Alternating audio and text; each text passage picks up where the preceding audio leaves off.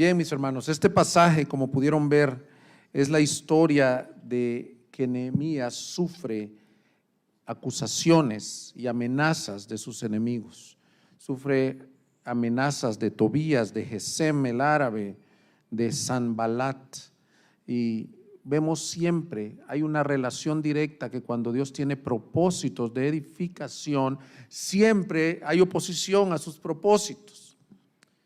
Y en el plano personal, una de las cosas más difíciles de asimilar es cuando somos víctimas de amenazas, de acusaciones, de juicios infundados, de falsos testimonios. Yo no sé cuántos de ustedes, no voy a pedir que levanten la mano porque creo que la mayoría se han visto víctimas de un falso testimonio en contra de ustedes, de un chisme que ha dañado sus vidas en perjuicio, o aún más, de amenazas que han atentado contra su integridad, su vida y han tenido temor. Nuestro país vive a diario amenazas. El pecado y la extorsión son el pan de cada día en muchos lugares, y el que es el más poderoso, algunos dicen la ley de la selva, pero creo que en realidad este pasaje nos va a ayudar a ver cómo enfrentar esos tiempos de adversidad. Por eso el título del mensaje para esta ocasión es un hombre que confía en Dios en momentos adversos. Pero hay diferentes tipos de momentos adversos, ¿no? Algunos hemos tenido momentos adversos por salud, por pruebas, pero en particular este pasaje nos enseña momentos adversos así, de enemigos que nos atacan, de personas que hablan mal de nosotros. Es el caso de Nehemías. Yo creo que es la realidad de muchas personas. Hay personas que sufren y quizás alguien aquí está sufriendo los perjuicios de haber recibido una calumnia, o alguien aquí está amenazado quizás. Alguien aquí le levantaron un falso testimonio, o aún más, viendo el contexto, este hombre está haciendo la obra de Dios. Quizás este mensaje es para alguien que por hacer la voluntad de Dios, la obra de Dios, un misionero, un evangelista, una madre fiel, está recibiendo persecuciones y vituperios por la causa de Cristo. Entonces este mensaje es para ti, es para mí, es para todos aquellos que vamos a enfrentar este tipo de cosas. Estas instancias las vemos en la vida de Nehemías. Yo no creo que el Señor deje estos pasajes por casualidad. Estos pasajes están para apuntar. El Antiguo Testamento nos habla y fue escrito para nuestra enseñanza, pero está para apuntar el Evangelio. Y de antemano podemos decir que este pasaje apunta el Evangelio en ver que el que más injurias, falsos testimonios que lo llevaron aún a la muerte, sufrió fue Cristo Jesús. Y su pueblo ha sido un pueblo perseguido y vituperado. Pero mi objetivo es que podamos aprender de este pasaje. ¿Qué hacer? ¿Cómo confiar en Dios en esos momentos que, si no los estás viviendo en tu vida, llegarán a tu vida? El pasaje comienza o tiene varias dinámicas de pecados. La primera dinámica de pecado que se ve son amenazas. Amenaza es un ataque psicológico o intelectual con el objetivo de amedrentar a una persona. Y aquí dice, ellos lo hacían con el objetivo de desanimarme en la obra y lo hacían con el objetivo de amedrentarme. Lo dijo 2 veces. Eso tiene propósito, las amenazas, el temor, el miedo. Versículo 1 dice, cuando se le informó a Sanbalat, a Tobías, a Gesem el árabe, y a los demás enemigos nuestros, que yo había reedificado la muralla y que no quedaba ninguna brecha en ella, aunque en aquel tiempo yo no había asentado todavía las hojas de las puertas, Sanbalat y Gesem enviaron a decirme, ven, reunámonos a Kefirim en el llano de Ono. Pero mira cómo dice, pero ellos tramaban hacerme daño. El Señor le da discernimiento a Nehemías, y no era una invitación cordial a tomarse un café y platicar de algunos asuntos, sino que estos 2 enemigos querían hacerle daño. El Señor le da ese testimonio.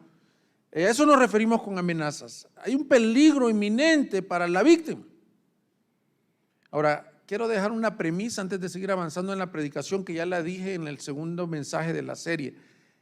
Siempre que hay obra del Señor, escucha esto, mis hermanos, hay un opositor, y no es por Nehemías ni por los judíos, es porque este opositor se opone, valga la redundancia, a los propósitos de Dios. Este opositor se llama Satanás, es el adversario. La palabra diablo se puede traducir adversario, y como vimos en alguna ocasión, Satanás es el tentador, es el acusador, pero es el adversario de los propósitos de Dios. Él se encarga de obstaculizar la obra. El fin es que Dios no se lleve la gloria, que el muro no sea reconstruido. Y él usa circunstancias y usa personas. Y aquí vemos cómo usa Gesem, Sanbalat, Tobías, y los usa con sus palabras.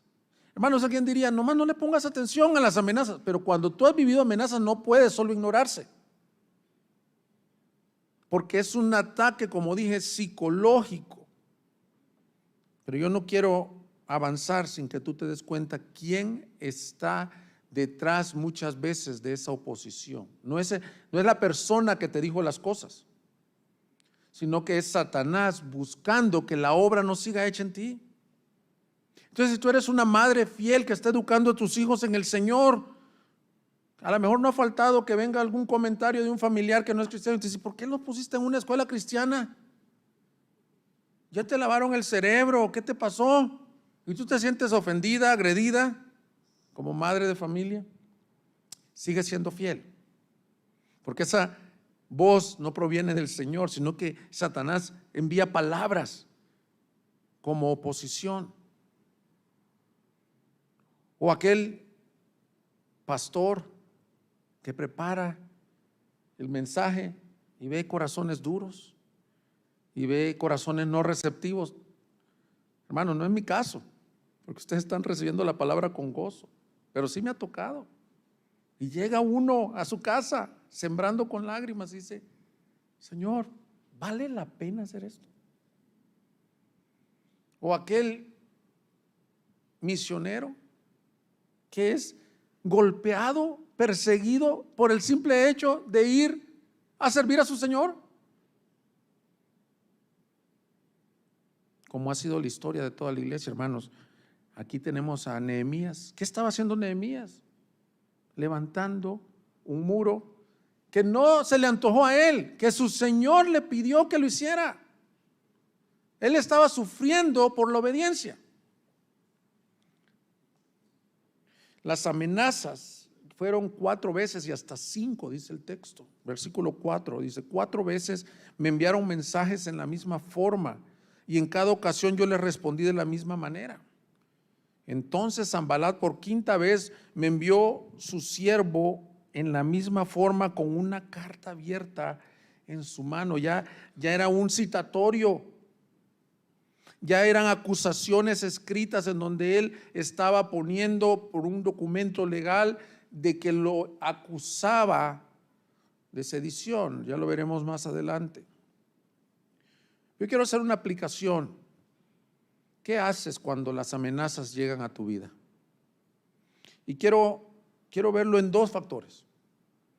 Quiero ver lo que hace la víctima y qué dice la Escritura del amenazante, del victimario.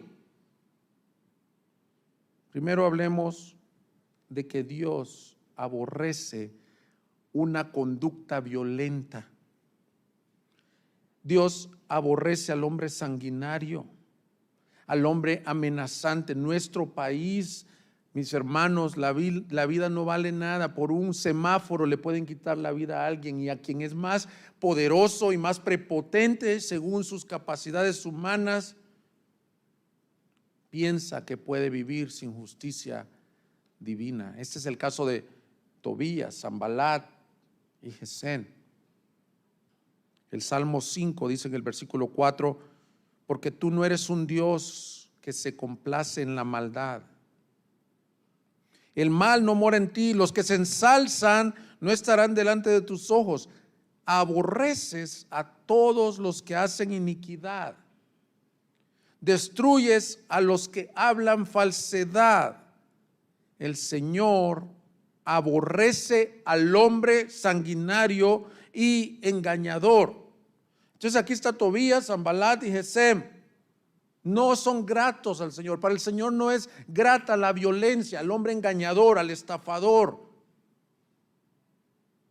Imagínate el pecado de la extorsión, que tanta familia que conocemos les ha llegado, les hacen una llamada y les dicen: tengo secuestrado a tu hijo, tengo aquí, te pido tanto dinero para mañana o te atienes a las consecuencias. Aquí nos dice qué dice la palabra de ese pecado. Dios aborrece la violencia. Iglesia, te puedo hablar a ti como creyente. Tú eras violento, tú eras un hombre de guerra, bélico, pero cuando Cristo vino a ti, Él te transformó y te da una nueva naturaleza. Los creyentes somos pacificadores.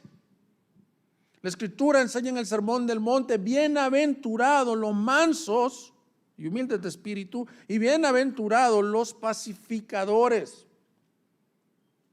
Te quiero decir que este texto nos debe de llevar a aborrecer la amenaza, la violencia, la disputa. Si tú eres un creyente que se ha caracterizado por la prepotencia, por el garbo, echa eso a un lado, porque la Escritura nos dice que eso éramos nosotros.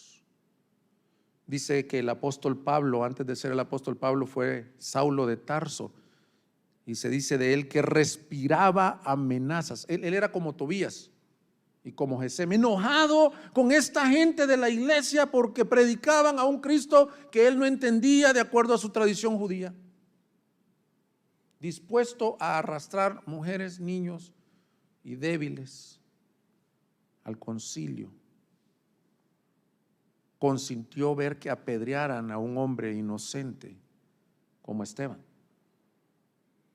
Por eso Pablo dice en 1 de Timoteo: yo fui el más vil de todos los pecadores, pero fui recibido a misericordia, para que se mostrase en mí primero la clemencia.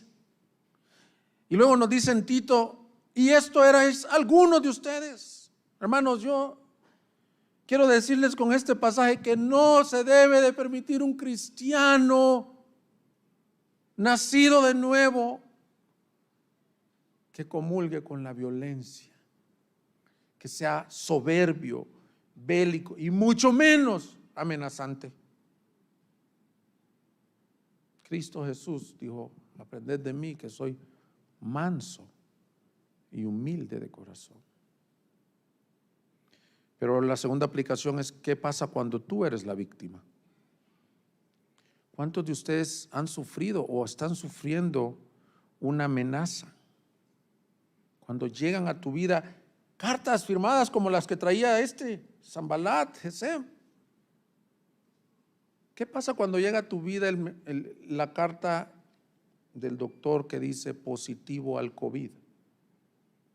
Yo sé que muchos de ustedes dicen: no pasa nada, pues tengo menos de 40 años, estoy saludable. Pero otros, nos llega positivo y dices, empiezas en tu mente: tengo más de 40 años, tengo sobrepeso. Bueno, eso digo yo tengo sobrepeso, tengo más de 40 años.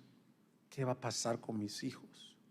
Este mensaje pretende ayudarte a confiar en el Señor cuando llegan amenazas como esa. Cuando te citan de un juzgado, y quiero aclarar, injustamente, porque si te citan por un delito que cometiste, pues no es el caso que estamos hablando aquí. Una amenaza. ¿Qué pasa si al salir de aquí alguien de nosotros es extorsionado? Creo que la Escritura nos enseña. La vida, mis hermanos, no es fácil. Me he dado cuenta que en Job todo estaba bien y en un día cambió el panorama. Llegaron mensajeros diciéndole: tus ganados han sido robados, tus cultivos han sido quemados, tus hijos han sido muertos. A lo mejor tú estás muy tranquilo ahorita y esa manchita que te viste en la piel, vas al doctor y te dice: oiga señora, creo que necesita hacerse otro examen, una biopsia. ¿Cómo recibe las amenazas? Y ahora, las amenazas por servir al Señor. Hay misioneros que están pagando un precio alto. Tenemos un amigo, Andrés lo mencionó, pero yo lo quiero mencionar nuevamente. Él fue compañero mío en el colegio de pastores y el Señor me permitió venirme a mí a pastorear a Guadalajara, y él en su corazón, siendo americano, sintió plantar una iglesia de gracia soberana en Etiopía. En Etiopía acaba de iniciar una guerra civil.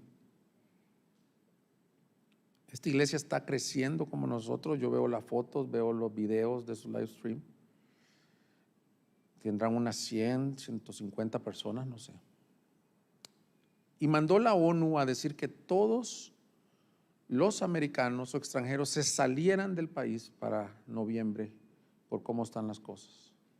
Este hermano, un joven que simplemente obedeció al Señor, que quiere vivir para el Señor, buen predicador, americano, amó más la causa de Cristo, mandó a su familia a los Estados Unidos, y a la conferencia que yo asistí con el pastor Andrés, mandó una carta diciendo: hermanos, que el Señor les bendiga, lo llene con su palabra, yo me tengo que quedar con mi iglesia en medio de esta tribulación. Eso es un pastor. Sé que muchos no estamos ahí, sé que muchos nos distrae este mundo, pero con la obra del Señor hay oposición. Como dije aquella vez, apenas vas tú comenzando a criar tus hijos en el Señor y te llaman de la escuela y te dicen: señora, su hijo es el más mal portado de todos y tú eres la única cristiana de ese salón. ¿Quién crees que te está desanimando? Tú pesaste tu grupo de discipulado, llegaron 15 el primero, 10 el segundo, 3 el tercero. Y ahorita les tienes que estar diciendo: vénganse que voy a hacer una posada para que lleguen. Yo sé cómo te vas a tu casa. Ánimo. ¿Cómo recibes las amenazas? Mira, algo que nos enseña este pasaje. Una de las cosas más importantes que debes de saber cuando te amenaza el maligno y usa personas es que tú debes de estar seguro de estar haciendo la voluntad del Señor. Nehemías le contestó en el versículo 3: y les envié mensajeros diciéndoles, y todas las veces les contestó lo mismo: yo estoy haciendo una gran obra y no puedo descender. ¿Por qué debe detenerse la obra mientras la dejo y desciendo a ustedes? Cuando un hombre o una mujer está seguro de hacer la voluntad de Dios, no te preocupes. Sigue, como decía el himno, firme y adelante. Si Dios te dijo algo, Él va contigo y Él ya, tú tienes el panorama completo. Él no lo tenía. Él no sabía qué iba a pasar. Él podría pensar: si yo voy o no voy, me van a matar, pero él aún así decía: yo vine a hacer estos muros no por un interés personal, no porque quería ver bonita la ciudad donde nacieron mis padres, sino porque Dios me llamó a hacerlo y me encomendó esta labor. Hermanos, en las dificultades debes de estar seguro que Dios te mandó a hacer lo que estás haciendo, porque no es fácil. La obra del Señor no es fácil, hay oposición. Yo por eso estoy seguro de estar aquí. ¿Por qué? Porque un día el Señor me pidió que viniera a servir a Guadalajara como pastor. Y ustedes de allá para acá lo ven bonito, pero hay oposición. No de ustedes, hay oposición a la obra del Señor y ustedes lo saben, lo deberían de saber. Pero ¿qué me va a mantener firme a mí? Él me sostendrá, acabamos de cantar, Él me sostendrá. Pues me ama el Salvador y porque sé que estoy haciendo su propósito. Tú sigue evangelizando. Aquí bautizamos a la hermana Tere. Pero sorprendente que compartió ella que Doris le habló por no sé cuánto tiempo, le cerraba la puerta y la ignoraba y la rechazaba. Pero verla aquí es evidencia que si Dios te ha mandado a hacer algo, Dios cumplirá su propósito. Entonces, en las amenazas, un hombre y una mujer puede estar confiado y decir: Señor, aunque me falte la vida misma, tú estás conmigo. Y por eso les digo que este pasaje apunta al Evangelio. ¿Quién crees que es el que más amenazas sufrió? Jesús. Tal contradicción de pecadores. Aún un amigo, un hermano que lo amaba, aconsejándolo, le dijo: tal cosa no te acontezca. Y que le dijo: apártate de mí, Satanás, porque dice la Escritura: yo he venido a hacer la voluntad de mi Padre. El apóstol Pedro nos enseña esto, le pone teología a sufrir por la causa de Cristo. Primera de Pedro 4:12 nos dice: amados, no se sorprendan del fuego de prueba que en medio de ustedes ha venido para probarlos, como si cosa extraña les estuviera aconteciendo. Pedro dice: yo he visto a los profetas, he visto al Mesías, he visto mi testimonio personal. Ustedes, iglesia, ¿de qué se preocupan? Esto no es extraño. Antes bien, en la medida que comparten los padecimientos de Cristo, regocíjense para que también en la revelación de su gloria se regocijen con gran alegría. Si ustedes son insultados por el nombre de Cristo, ¿qué dice? Dichosos son, pues el Espíritu de gloria y de Dios reposa sobre ustedes. O sea, Nehemías fue dichoso.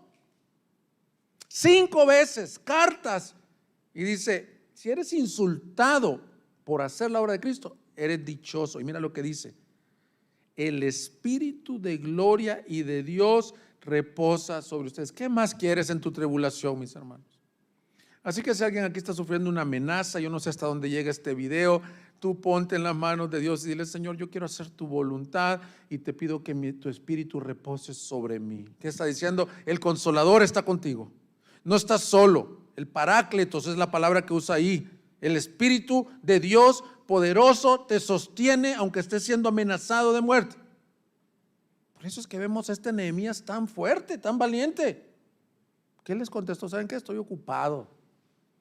No me hagan perder mi tiempo. 5 veces. Y si leíste el final del capítulo, terminó el capítulo y dice que le siguieron mandando cartas.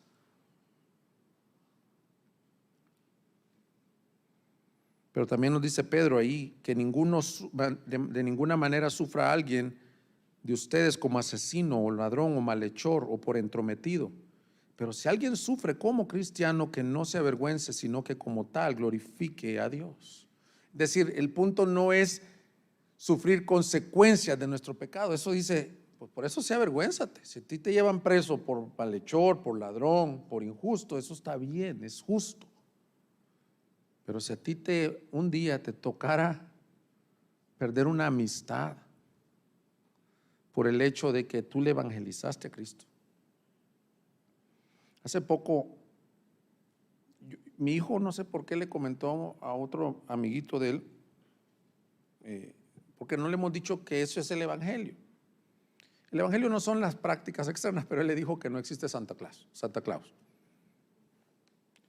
la señora, la mamá le mandó una carta a mi esposa diciendo que ella nos pedía que nos abstuviéramos de enseñarle cosas como esas a sus hijos. Y nos sentimos en cierta forma, digo, porque estimamos a las personas y en ningún momento yo les he enseñado a ustedes que no se trata de decir no hagas, no veas, no toques. Eso no es el Evangelio. El Evangelio es Cristo. No más de que, pues sí, nosotros a nuestro niño le hemos enseñado este principio. No sabíamos que lo iba a compartir. De cierta forma dije, bueno, por primera vez a un niño de 6 años le tocó sufrir un vituperio, o tal vez un rechazo por una convicción. Yo le aproveché y le dije, cuando tú crezcas vas a tener que defender otras convicciones que el mundo no cree, como que Jesús no es el Hijo de Dios, etcétera. No sé qué te ha tocado padecer a ti. ¿Te cortó el habla a tu familia? ¿Te recuerdas que el pastor Abelardo nos contó aquí en una ocasión que tenía un padrino que lo amaba y que era como su papá hasta el día que supo que él era cristiano?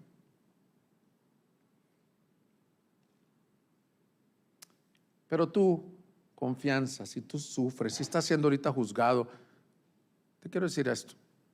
Dice que el Espíritu Santo reposa sobre ti si tú estás haciendo la voluntad de Dios y estás sufriendo como creyente. Pero el ataque creció, pasó de amenazas a calumnias. Versículo 5, entonces Sanbalat por quinta vez me envió a su siervo en la misma forma, con una carta abierta en su mano. En ella estaba escrito: se ha oído entre las naciones, y Gazmú dice que tú y los judíos están tramando rebelarse, por eso reedificas la muralla, y según estos informes tú vas a ser su rey. También has puesto profetas para anunciar en Jerusalén en cuanto a ti: un rey está en Judá. Y ahora llegarán a oídos del rey estos informes. Ahora pues ven, consultemos juntos, platiquemos de esto, o le va a llegar al rey Artajerjes. Ahora, las amenazas tienen el propósito de asustarte, de meterte miedo.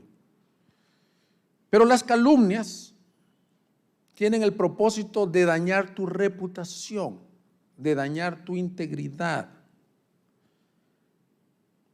La acusación es que Nehemías planeaba una rebelión contra el imperio persa, contra Artajerjes, el que lo había mandado, lo cual el texto nos dice, y nosotros tenemos el contexto en el capítulo 1, que no es cierto. Él viene cargado por reconstruir. Mis hermanos, las calumnias son un falso testimonio no verificado. Y tenemos que tener cuidado de qué hablamos, porque dañar la integridad de una persona con nuestras palabras, si no nos consta, es tan pecado como amenazarla. Es más, es penalizado, es penal el hecho que tú levantes un falso testimonio o una injuria contra alguien si no te consta. Pero nuestro país también, además de la violencia, se presta a falsos testimonios, acusaciones.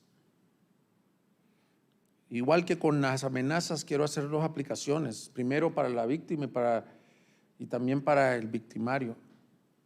Iglesia, tú y yo somos llamados a hablar la verdad en amor, no la falsedad. Los falsos testimonios destruyen iglesias, destruyen familias. No, que yo escuché que dijeron. Mira cómo dice aquí, versículo 6, con una carta abierta que decía: se ha oído entre las naciones. Siempre que alguien te diga: a mí me dijeron, páralo en seco y dile: ¿quién te dijo? ¿Lo vio? ¿Lo verificó? ¿Es verdad? Dice Santiago que una pequeña llama puede hacer arder un incendio tremendo. Y dice: así es la lengua.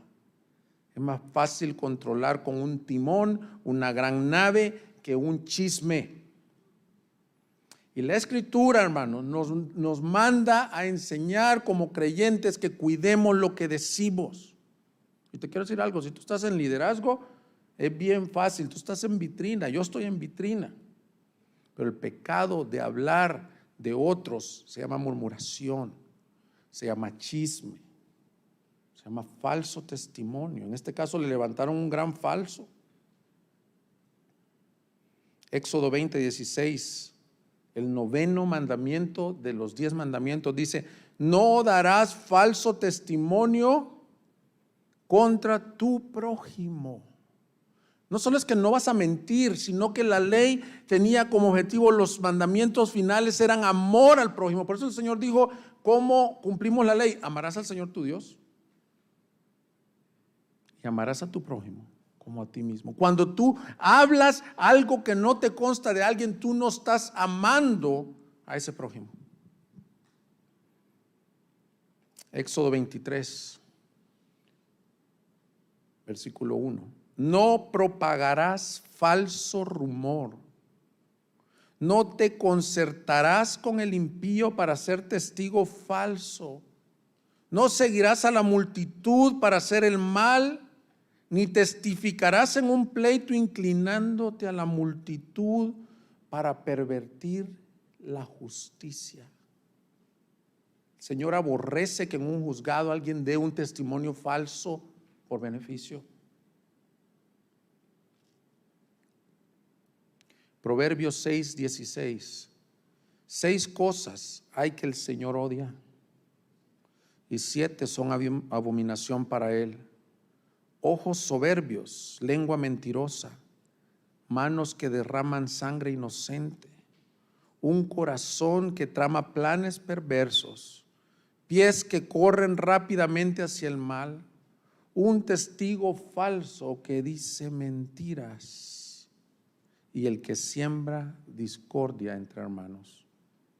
Aquí está Tobías, Sanballat, Gesem, sembrando discordia, levantándole un falso a Nehemías. ¿Sabes por qué aborrece estas cosas el Señor? Porque levantaron falsos testimonios también contra su Hijo Jesús. Quiero, como dije, 2 aplicaciones para la iglesia. Eso eran ustedes antes de Cristo.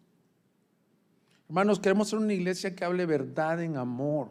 Es inaceptable que nos dividamos por chismes. Te voy a dar 3 consejos bien prácticos de qué hacer cuando llega un chisme, rumor, como dice ahí Éxodo 23, no propagará falso rumor. Número 1, pregúntale a la persona: ¿esto que me vas a decir es para el bien del otro? No más que quiero que sepas, pastor. Número 2, ¿esto que me vas a decir es verdad? ¿Te consta que es así como lo estás diciendo? No, es que ahí dijeron. Si no eres tan valiente para decir yo lo digo o yo lo pienso, es rumor. Número 3, soy parte de la ecuación para solucionar esto. ¿Para qué me lo quieres comentar? Nomás para que oremos. Con esas 3 preguntas te vas a dar cuenta que ni eres parte de la solución, que no es por un bien del otro. Cuando es por un bien del otro, ¿cómo sabes cuando es por un bien del otro? La persona va con un espíritu humilde y le habla la verdad en amor, directo, viéndolo a los ojos, y le dice: porque te amo, hermano, te tengo que decir esto.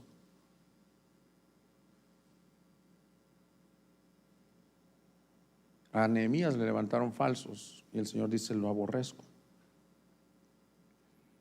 Por eso, iglesia, nosotros, Pablo nos dice en Efesios 4:22 que en cuanto a la anterior manera de vivir, ustedes se despojen del viejo hombre que se corrompe según los deseos engañosos, y que sean renovados en el espíritu de su mente y se vistan del nuevo hombre, el cual en la semejanza de Dios ha sido creado en la justicia y santidad de la verdad. Por tanto, dejando a un lado la falsedad, hablad verdad cada cual con su prójimo. Y mira, lo mismo que el mandamiento de Éxodo. ¿Por qué? Porque somos miembros los unos de los otros. Cuando tú hablas falsedad de un prójimo, tú lo estás dañando. Estás dañando a tu propio cuerpo. Hermanos, aplica la palabra en la medida que tú la tengas que aplicar. Yo me he examinado a la luz de este mensaje y he dicho: Señor, que los dichos de mi boca y la meditación de mi corazón sean gratas a ti, Señor. Que mis oídos no presten atención a chismes, a falsos testimonios. ¿Sabes que cuando a alguien le levantan un falso testimonio, su reputación ya queda arruinada? Por más que él la intente corregir. Pero ahora, ¿qué haces tú cuando tú eres la víctima? ¿Cuántos de aquí hemos recibido una injuria, un falso testimonio.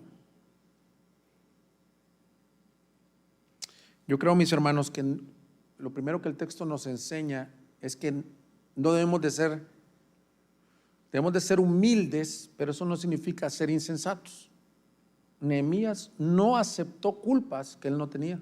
Versículo 8 dice: entonces le envió un mensaje diciéndole: no han sucedido esas cosas que tú dices, sino que las estás inventando en tu corazón.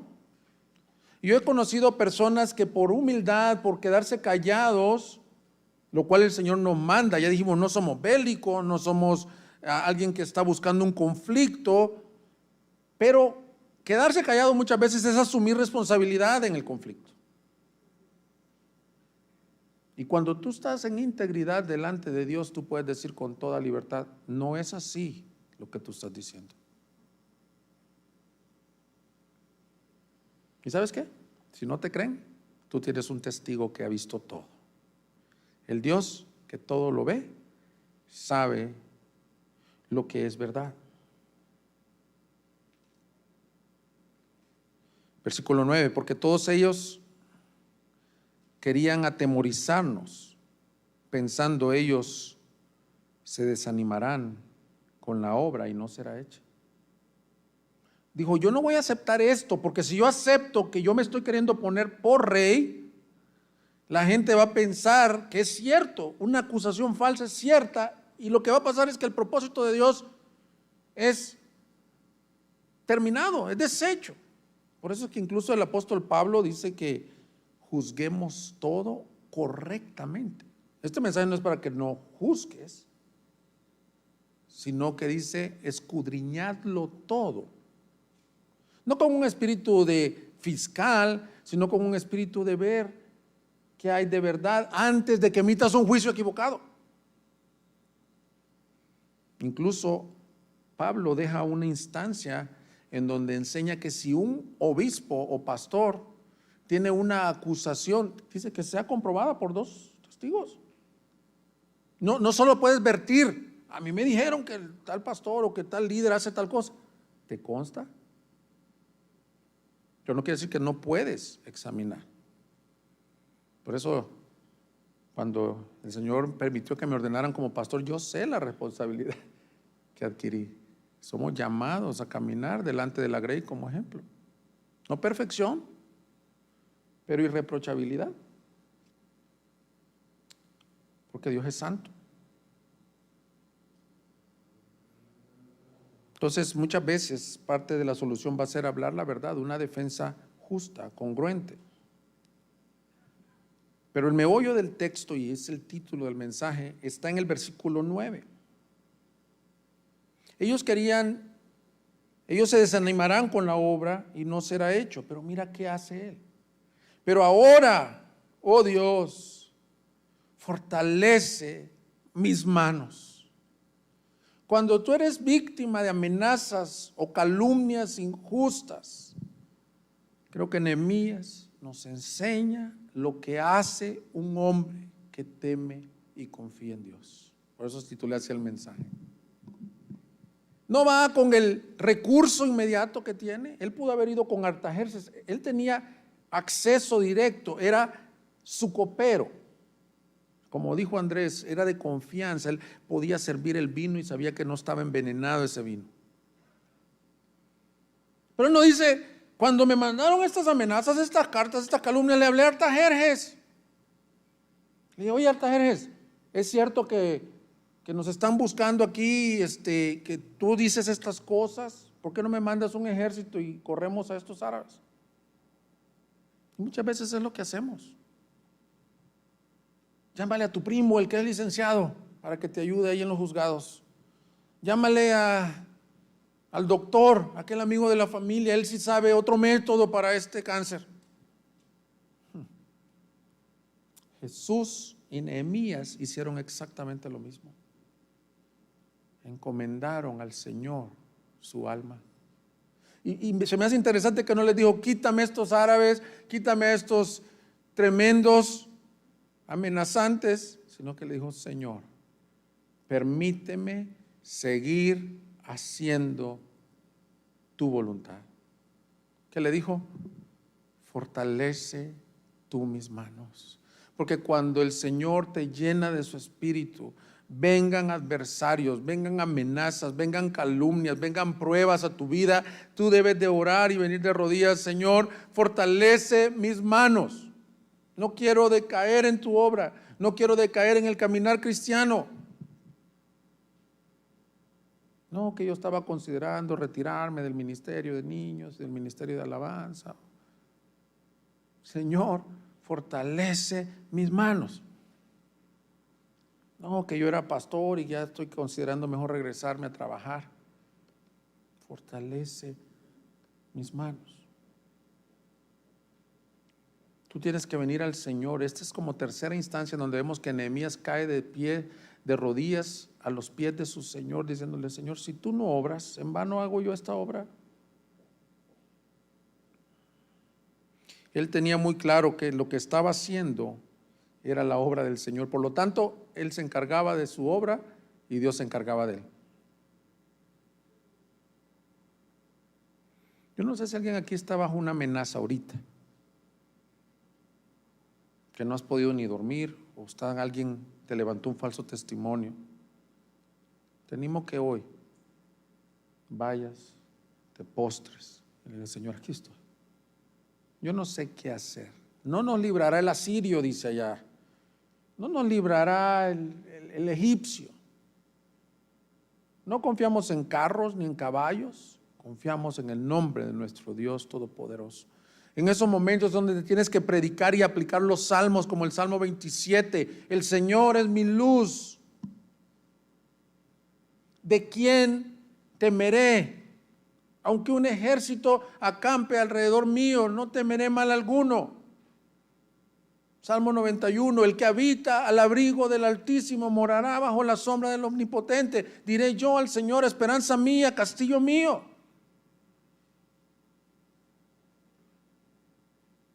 Cuando buscaron para devorar mis carnes, ellos cayeron. A la roca de mi porción es el Señor. Ahí es donde tu teología no tiene que ser un libro de 1000 páginas, sino que te tienes que predicar el Evangelio. Y yo también. Muchas veces estoy así en mi sofá, en mi alfombra, diciendo: Señor, yo no sé, yo no puedo, yo no veo de dónde está la salida. Fortalece mis manos. Acabamos de cantar. Si estás cansado de esperar y de orar, ven a Cristo. Cuando ocurrió la Reforma Protestante empezó en el año de 1517 con una instancia en donde Martín Lutero pegó 95 tesis. Antes no se acostumbraba como ahora a publicarlas en una página, por supuesto que no había nada de eso, ni un periódico. Las pegó en la iglesia, en donde él no estaba de acuerdo con las prácticas y la metodología de enseñanza de salvación, pero lo citan para que él defienda estas tesis o se retracte de ellas. Y en sus biografías alguien registró la oración que hizo la noche antes de la dieta de Worms, que dice Andrés que se pronuncia Worms porque es en alemán. Se apenas el español, hermano. No me pidas mucho.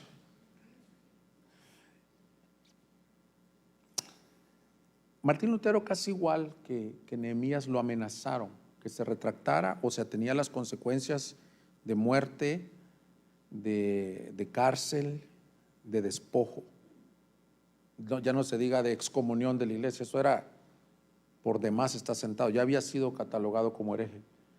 Y él ora así, esto está escrito en su biografía: Dios todopoderoso y eterno, qué cosa tan vil es el mundo, cómo se abren en él las bocas de los hombres, cuán pequeña es la confianza de los hombres en su Dios, qué débil y temerosa es la carne y qué poderoso y activo el diablo con sus apóstoles y sabios del mundo.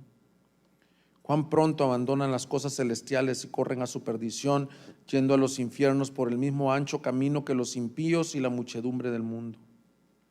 Ellos miran solamente lo que es grande y poderoso, magnífico y fuerte ante sus ojos, y lo que tiene apariencia exterior. Si yo hubiera de imitarlos, pronto me vería abandonado y juzgado por el mundo. Dios mío, oh Dios mío, tú solo eres Dios, el Dios mío. Ayúdame tú contra toda la razón y sabiduría del mundo entero. Tú debes hacerlo y solo tú, porque la causa no es mía sino tuya. Por mi persona no tengo nada que ver con esta causa, ni tampoco con estos hombres poderosos en el mundo, porque yo por mi parte podría tener tranquilos y quietos días en el mundo y vivir sin perturbación, pero tuya es la causa, Señor, la causa justa y eterna. Ayúdame tú, oh Dios mío, fiel y eterno. ¿Sabes qué hizo? Se presentó al siguiente día a la dieta de Worms y él dijo: si ustedes me convencen por la Biblia que lo que yo estoy diciendo estoy equivocado, yo me retracto. Era casi el mismo caso de Nehemías, acusado de sedición, acusado de querer tener una rebelión. ¿Y sabes qué? El Señor le dio la victoria. Y este pasaje, mis hermanos, nos muestra que el Señor nos quiere dar la victoria. Nehemías no solo viene al Señor, sino que algo que me llama la atención, fue valiente. Pero quiero aclarar esto porque no creo que la valentía bajo una amenaza de muerte provenga de un don natural, sino que creo que la valentía de Nehemías y de Martín Lutero y del apóstol Pedro y de Jesús en la cruz se debe porque tienen claro el propósito de Dios y en quién está su confianza. Y cuando tú solo ves los leones rugiendo, los toros de Basán, como dice el Salmo 22, en contra tuya, tú no vas a ser valiente, vas a ser temeroso. Y yo también. En la noche que crucificaron a Jesús, todos lo abandonaron. Pero la valentía viene de conocer al Dios en el que has confiado. Mis hermanos, por ejemplo, mi niña más chiquita, que a veces se vino una granizada, y ella venía bien tranquila porque el que estaba recibiendo los granizos era yo, la venía cargando.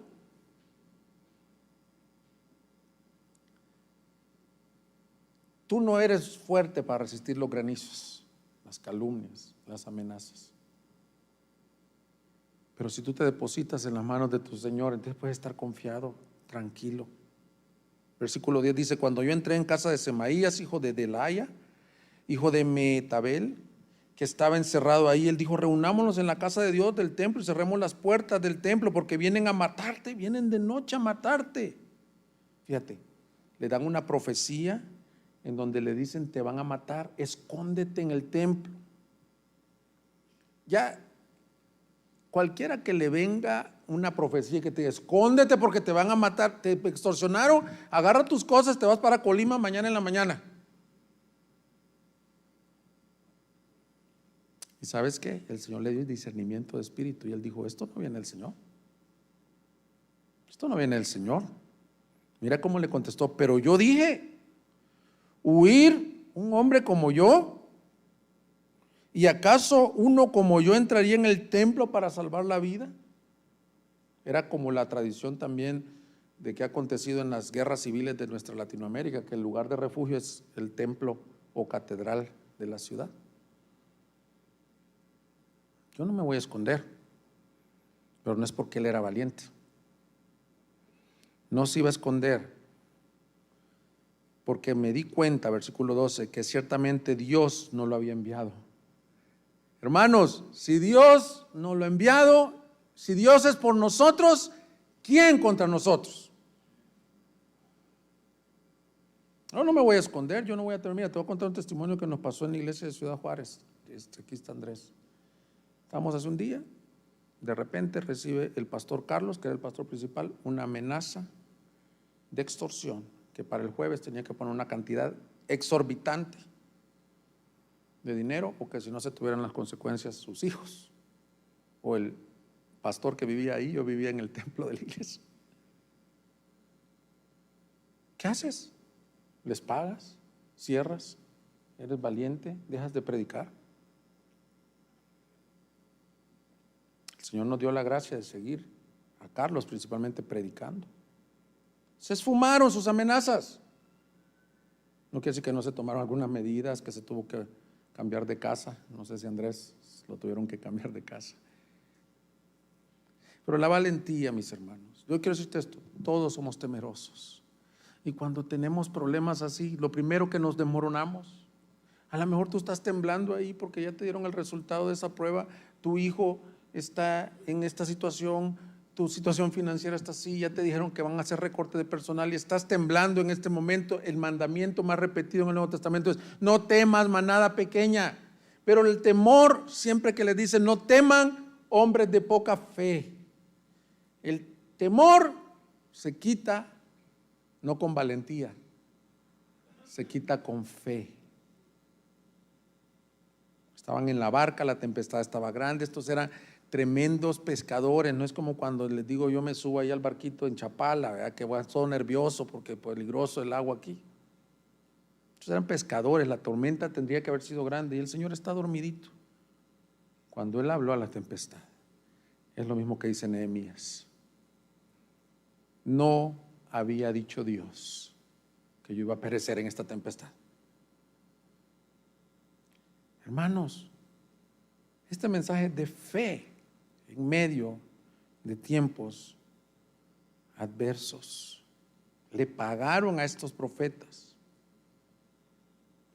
La valentía es confiar en Cristo. Confía en el Señor. En el día que temo, ¿qué dice el Salmo? Yo en ti confío. En el amor no hay temor.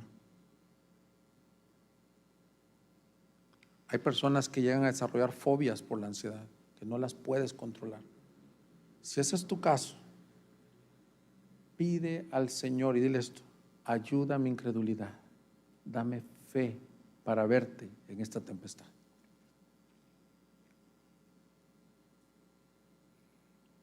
La valentía nos hace a no orar cosas como: Señor, quítame mi problema, sino dame fuerza para seguir haciendo tu obra. ¿Te recuerdas cuando Juan y Pedro sanaron al paralítico? Se fueron presos y cuando salieron hacen una tremenda oración en Hechos 4 y dice en el versículo 29: ahora, Señor, considera sus amenazas y permite que tus siervos hablen tu palabra con toda confianza. No dijo quítanos la prueba. Si vamos a estar yéndonos presos cada vez o recibiendo golpes o perder a nuestras familias, te pedimos que nos hagas valientes. Iglesia del Señor, firmes y adelante. No temas ni desmayes. Solo cuida de hacer todo lo que está escrito en el libro de la ley, porque el Señor, tu Dios, está contigo. Esfuérzate y sé valiente, porque no nos ha dado el Señor un espíritu de cobardía, sino de amor, poder y dominio propio. Por eso no te avergüences de dar testimonio de Cristo Jesús y de mí, su esclavo, le dijo Pablo a Timoteo. Yo no sé cuántos de ustedes son cobardes en lo natural, ansiosos, medio escuchas la mala noticia y ya estás perdiendo el sueño, el apetito, el cabello. Ya necesitas tomar florifundio, ¿cómo se llama? La que es para dormir, valerianas.